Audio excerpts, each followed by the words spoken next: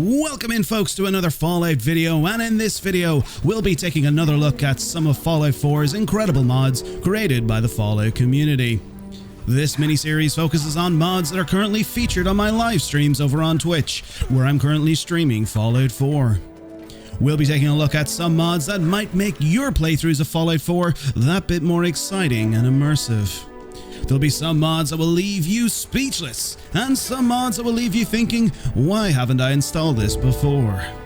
However, with any mods featured, I want to firstly advise that you play with mods at your own risk. You may experience issues with mods, and to also note that if you have the ability to unlock achievements on any platform that you play Fallout 4 on, that achievements are disabled once you install any mod. But before we get into the video, if you can remember to hit that like button so that more people in the Fallout community can see this, and if you feel you're missing out on videos, consider hitting that bell notification button so that you can keep up to date whenever I post a new video. And with that folks, I invite you to join me for episode 3 of Pineapple's Mod Monday!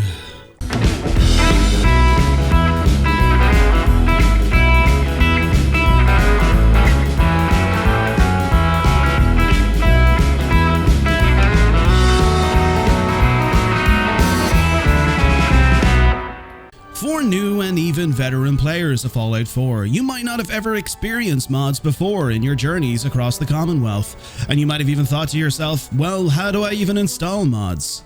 Well, don't fear, Vault Dwellers, it's easier than you think. I would suggest checking out episode 1 of my Mod Monday videos, which you can find here, where at the beginning of that video I explain everything you need to know on how to install mods for both you PC and console players. I will also note that any of the mods that I feature here can be found on both console and PC, as the footage captured in this video comes directly from my Xbox. As always, I will provide the name of the mod author and the name of the mod so that you can find these mods in the mod section of Fallout 4 a little bit easier. With our mods today, we're taking a trip down memory lane to the days of Fallout 3. And with our first mod today, this is brought to you by mod author Lando Commando, who generously ported this over to console from the original mod author Minecart. And the name of this mod is called T45 Experimental Light Power Armor. This mod adds a complete set of the fan favorite T45 power armor from Fallout 3 and New Vegas to the Commonwealth. However, I know you're probably thinking, well, we already have T45 in the Commonwealth.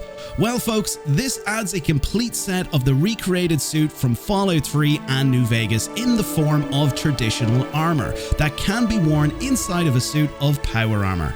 That's right folks, if you've seen my Mod Monday video from last week, you've probably seen the full suit of Enclave Remnants armor that can also act as a full suit of heavy armor, and like that suit, this can also be worn inside of power armor. Now, in order to acquire this suit, you first need to locate a holotape which is located at Satellite Station Olivia, which is located north of the Commonwealth and very close to Sanctuary. When you make your way inside of the station, you need to make your way downstairs until you're met with a terminal sitting on a desk, which when unlocked allows you to open the locker room located adjacent to it. Inside of the locker room, you will find the holotape sitting on the table. However, for the purpose of this video, I already located it and crafted the armor, but rest assured it will be lying there. Once obtained, you can then craft a full suit of the T45 armor back at a chemistry station, where you can then craft the body, the helmet, and also the gloves. That's right folks, also a pair of gloves. You can then mod this suit back at an armor workbench with a variety of mods to increase your energy and radiation resistance, increase your carry capacity, and so on. Once you've modded your suit to however you see fit, you can then venture across the Commonwealth in a suit that, in my own opinion, is a fantastic recreation of the power armor we used back in the original Fallout games. The nostalgia comes flooding back to those very first moments in downtown DC at GNR Plaza, where you meet the Brotherhood of Steel for the first time, and where you think to yourself, damn, I need to get myself a suit like that. And well, here in Fallout 4 you can. It feels great roaming around in, and the fact that you can hop in and out of power armor too just adds to it. An incredible and beautiful mod. Thank you Lando Commando for porting this over to console, and also thank you Minecart for the original mod. Our next mod is brought to you by mod author The Fried Turkey, and the name of this mod is called Pip Boy 3000A. This mod does exactly what it says and adds a new skin replacer for the default Pip Boy in Fallout 4 and adds the Pip Boy 3000 from Fallout 3 and Fallout New Vegas. When you install this mod and enter a world, you will automatically find this mod has applied to your current Pip Boy model, and I mean for any fan of Fallout 3 and New Vegas, you will absolutely love this mod once you start using it. Straight away, as soon as you open your Pip Boy again, the nostalgia comes flooding back, and the work the team did on this is absolutely wonderful. The interface obviously remains the same as the interface you get in Fallout 4. However, as you can see, all of the dials and buttons work so well and also work in sync with all the different sections of the Pip Boy you can navigate through. The mod author also provides a variety of different paint schemes you can modify the Pip Boy to at an armor workbench. You can apply the likes of a blue, green, grey, Institute, Nuka-Cola, Nuka-Cola Quantum and Vault-Tec paint. All of these paint schemes are beautiful and they work well with the Pip Boy. However, in my own opinion, I love nostalgia, so I usually keep to the original Pip Boy skin. I will also note that the mod author also mentions in the notes of the mod that currently the animation for inserting holotapes into the Pip Boy doesn't function. However, maybe in the future we could see an update to this that could possibly add that in. An incredible and beautiful mod, thank you The Fried Turkey. Our third and final mod of today's episode is brought to you by mod author Xanthier, and the name of this mod is called Capital Wasteland Minigun. This mod for any Fallout 3 and New Vegas fan will bring to the Commonwealth a perfect recreation of the minigun seen in the previous Fallout games. The mod author also included the original minigun backpack that we used to have when we equipped the likes of a minigun in those games. The mod itself comes with two variants of the minigun, Eugene from Fallout 3 and the CZ-57 Avenger from Fallout New Vegas. The mod author mentions in the notes that Eugene can be purchased from Arturo in Diamond City, and the CZ-57 Avenger can be purchased from Cricket the Traveling Merchant.